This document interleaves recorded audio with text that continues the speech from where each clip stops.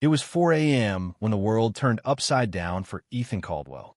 A deep, rhythmic pounding against the back patio glass tore him from sleep, the kind of noise that didn't belong in the dead of night. His heart skipped, then hammered against his ribs as the sound grew louder, insistent. Beside him, his wife, Lauren, was already half upright, clutching their 9-month-old daughter, Mia, who squirmed against her chest, startled awake. Mia whimpered, a soft cry cutting through the dark. Lauren's face was pale, her eyes locked on the bedroom window where streaks of light slid across the walls like searchlights. "Ethan, is that the cops?" she whispered, her voice barely a breath. Ethan swung his legs over the bed, crept to the curtain, and pulled it back an inch. A harsh beam of white light blinded him for a second, but what he saw next froze his blood. 3 men stood on the backyard deck, backlit by their own flashlights, wearing mismatched tactical gear vests with no insignia, cargo pants, gloves, and what looked like cheap imitation utility belts. No squad cars, no uniforms, no badges. No cruisers, he muttered under his breath. Just backyard drama. Hell no, Lauren, these aren't cops. The men were shouting now. One stepped forward, slamming his palm against the sliding glass door. "HOA inspection. Open the door." Another barked. "You're in violation of Code 4B. A third voice, sharp and cold, added, "Comply, or we breach." Ethan's head turned slowly toward Lauren. She stood now, Mia pressed tightly against her chest, her breathing shallow. Her lips moved, but no words came. Her eyes said it all: fear, disbelief, and a primal panic. Mia's cries grew louder. Lauren rocked her, but the noise outside only intensified. Ethan moved fast, yanking the bedroom door open and slipping down the hallway. The house was dark, save for moonlight slicing through the Lee-Vying room. Shadows danced behind the curtains as more lights swept across the windows. Then he heard it metal on metal, the front door knob jiggling. Someone was at the front now. He counted in his head, 3 out back, 1 at the front. A 5th voice called from the side of the house, low and urgent. "Clear this side. I'll check the basement window." 5. There were 5 of them. "Stay low," Ethan whispered to Lauren, who stood frozen in the hallway with Mia. "Go to the closet. Lock the door. Don't come out unless I say." She hesitated, her eyes dropping to his hands. He was already kneeling by the gun safe. The metallic click of the lock disengaging echoed like thunder in the still room. He pulled out his Glock 17. Lauren's gaze met his for a desperate second before she turned and vanished toward the nursery, clutching Mia like a lifeline. Ethan chambered around, the sound loud, final. His hands were steady, his thoughts burning with clarity. This wasn't policing. This wasn't a mistake. This was a group of men trying to scare his family in the middle of the night with fake codes and borrowed authority. He'd heard whispers about the HOA board losing their grip, treating residents like suspects, enforcing rules like they were law. But this was something darker. Ethan moved to the foyer, footsteps deliberate, staying low. Through the front door's peephole, he saw a bulky figure adjusting gloves. No badge, no radio, just arrogance and body armor. The man stepped back, squared his stance, and kicked the door. The wood splintered with a deafening crack. Ethan didn't flinch. He raised the Glock in one smooth motion and fired. The shot rang through the entryway like a cannon blast. The figure stumbled, collapsing onto the porch with a guttural cry, hands clutching his leg. Ethan heard groans, curses, panic, but none of it registered. They'd brought violence to his door. They'd threatened his child, his wife. He fired not in rage, but in resolve. Outside, the others scrambled, shouting commands, their bravado cracking. "He's got a gun," one yelled. Ethan stood in the hallway, calm as steel, waiting for the next foot to cross his threshold. The gunshots sliced through the neighborhood's silence, echoing off quiet homes. Porch lights flicked on, curtains parted, sleepy eyes searching for the source. For the men outside, it wasn't just a sound, it was a signal their plan had spiraled out of control. The man who'd kicked the door screamed, collapsing against the railing, clutching his leg. "He shot me. I'm hit."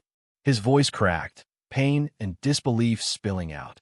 Another figure sprinted from the shadows, grabbing the wounded man, fumbling in panic. Ethan watched through the window, deadly calm. He stepped forward and fired a second round into the wooden steps of warning. The second man dropped the injured one and dove behind bushes, limbs flailing. "You're insane," someone screamed from the yard. Ethan's voice carried clearly through the night. "You came to my house armed at 4 a.m. You're lucky I didn't aim higher." His hands held no tremor, his words no fear. These weren't officers. They were pretenders who tried to corner his family like prey. From the closet, Lauren's voice trembled through the baby monitor. "Are they gone?" Ethan kept his eyes on the front. "Not yet." A crash exploded from the back-shattering glass in the kitchen. Ethan spun, Glock raised. The patio door was breached. A figure stumbled through, landing hard on the living room floor. Ethan locked on, finger tightening, then paused. It wasn't a man in uniform. It was a kid, barely 19, skinny, shaking, holding a black objective paintball gun painted to look real. "Drop it," Ethan barked.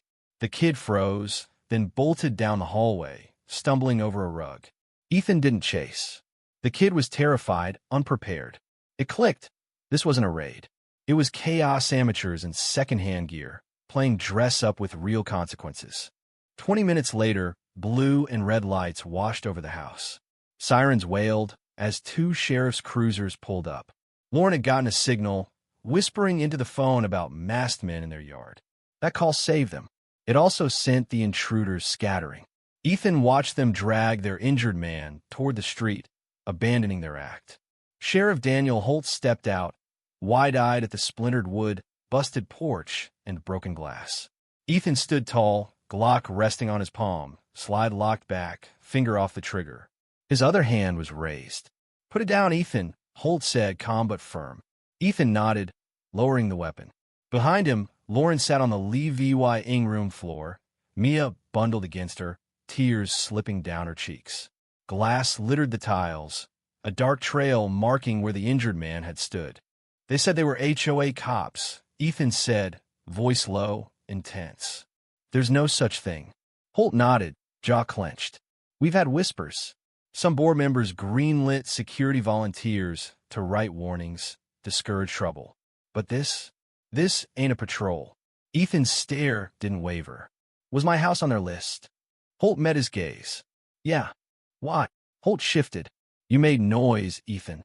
Questioned dues, called out the board president online, said the playground was overpriced, unfinished. That made waves." Ethan's knuckles whitened. "A Facebook post. That's all it took to label his family a threat. So they sent armed men to my house, yelling fake laws?" Holt's voice dropped. "That's why this ends tonight." Long after the cruisers left, silence settled over the Caldwell home, not calm, but heavy, raw. Lauren sat on the kitchen floor, Mia asleep in her lap, her breathing soft, unaware of the chaos. Lauren's knuckles were scraped red from gripping the closet door. Her face, usually warm, was pale, exhaustion settling into her bones. Ethan entered quietly, a blanket in hand. He'd boarded up the glass, locked the doors, but hadn't let himself feel until he saw her, still in last night's clothes, clutching Mia. He knelt, draping the blanket over her shoulders. Lauren didn't look up, her gaze fixed on nothing. "They could have killed her," she whispered. "They would have killed us." "For what?" "A post online." Ethan nodded, guilt pressing like lead. She'd warned him months ago about the HOA's darker, turn-tighter rules, closed-door meetings, volunteer patrols answering to no one. He'd brushed it off as annoying, harmless. Until tonight. "I'm pressing charges," he said quietly. "Against the board, everyone who gave out our names." Lauren's eyes, filled with tears, met his. "Burn them to the ground," she said, voice steady, fierce. Ethan didn't blink. This wasn't revenge, it was ensuring no one else hid their child while strangers roamed their lawn, pretending to be law. 2 weeks later, the story was everywhere. Headlines screamed of fake law enforcement patrolling suburbia. Homeowners marked for retaliation, a father defending his family. At the center sat Victor Hayes, the HOA president, motionless in court, his suit pressed, face blank. Ethan sat feet away, jaw set, eyes neverly VYing the man who'd signed off on it all. The prosecution laid out texts, lists of disruptive homes. Lauren's Facebook post marked enemy. Gasps filled the courtroom. A teenage intruder testified, trembling, pointing at Hayes. He gave us vests, badges, fake citations. Said we were SAVYing the community. The silence was he VY-er than any words. CIVYL suits piled up. Neighbors shared stories of threats, flashlights in windows, kids chased off bikes. The HOA's insurance pro VY'd or bailed. 5 board members resigned in disgrace. Hayes faced charges conspiracy, fraud, endangering minors. He got 22 years, no parole. Ethan and Lauren sat quietly as the gavel fell. He'll never touch another child, Lauren whispered. Ethan nodded, feeling not VY Tory but closure. The HOA's headquarters stood silent, a monument to excess. But the playground Ethan fought for was alive, kids laughing, swings creaking. A plaque honored him for standing up. A keychain shaped like a Glock arrived with a note. You pulled the trigger so we wouldn't have to. Ethan held it, fingers tight. It wasn't over, but the silence felt different, less like fear, more like peace taking root.